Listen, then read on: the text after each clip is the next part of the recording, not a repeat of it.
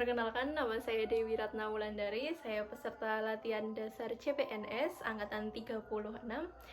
Saya berasal dari Kabupaten Pasir. Pada pertemuan pertama Latsar CPNS Angkatan 36 hari ini, materi yang disampaikan adalah sikap dan perilaku bela negara yang terbagi menjadi 3 modul.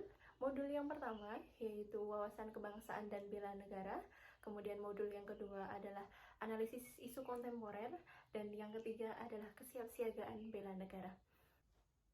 Wawasan kebangsaan merupakan cara pandang bangsa Indonesia dalam mengelola kehidupan berbangsa dan bernegaranya yang didasari oleh jati diri dan sistem nasional yang berdasarkan dari Pancasila, Undang-Undang Dasar Negara Republik Indonesia tahun 1945, Bhinneka Tunggal Ika, dan Negara Kesatuan Republik Indonesia guna memecahkan permasalahan sehingga terwujud masyarakat yang aman, adil, sentosa. Dalam berbangsa dan bernegara, Indonesia mempunyai 4 konsensus dasar, yaitu Pancasila, Undang-Undang Dasar 1945,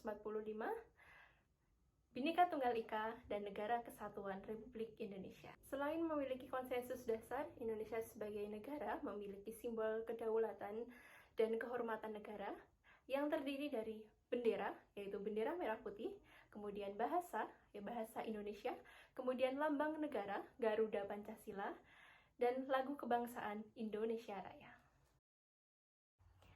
Bela negara merupakan tekad, sikap, perilaku, dan tindakan dari warga negara secara personal maupun kelompok dalam usaha untuk menjaga kedaulatan negara, keutuhan wilayah, dan keselamatan bangsa dan negara.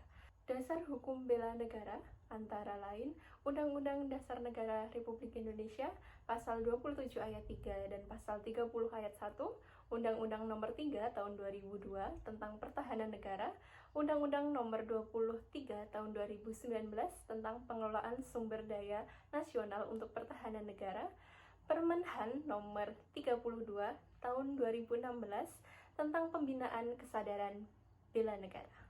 Terdapat 5 nilai dasar dalam bela negara. Yang pertama adalah cinta tanah air, yang kedua sadar berbangsa dan bernegara, yang ketiga setia pada Pancasila sebagai ideologi bangsa, kemudian yang keempat rela berkorban untuk bangsa dan negara, dan yang kelima adalah kemampuan bela negara.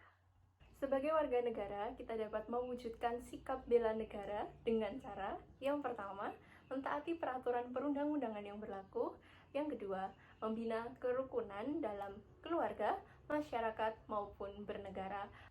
Kemudian yang ketiga, menjaga persatuan dan kesatuan berbangsa dan bernegara.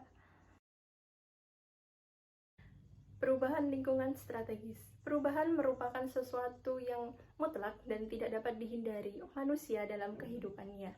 Terdapat beberapa level dalam perubahan lingkungan strategis, yaitu dimulai dari individu, kemudian keluarga, masyarakat level lokal, masyarakat level nasional, dan masyarakat dunia. Dalam menghadapi perubahan lingkungan strategis, maka manusia harus mempunyai modal, dan modal ini dinamakan modal insani. Modal insani yang pertama adalah modal intelektual, modal emosional, modal sosial, modal ketabahan, dan modal etika moral, dan modal kesehatan jasmani dan rohani. Perubahan lingkungan strategis terdapat 2 perubahan, yaitu perubahan yang mengarah ke positif dan perubahan yang mengarah ke negatif. Dampaknya adalah apabila perubahannya positif, maka akan meningkatkan kualitas hidup. Tetapi apabila perubahannya negatif, maka akan menimbulkan ancaman, gangguan, hambatan, dan tantangan. Dalam menghadapi isu-isu kontemporer, dapat dilakukan dengan 2 cara teknik, yaitu teknik tapisan isu dan teknik analisis isu. Di samping ini merupakan bagaimana skema teknik analisis isu-isu kontemporer.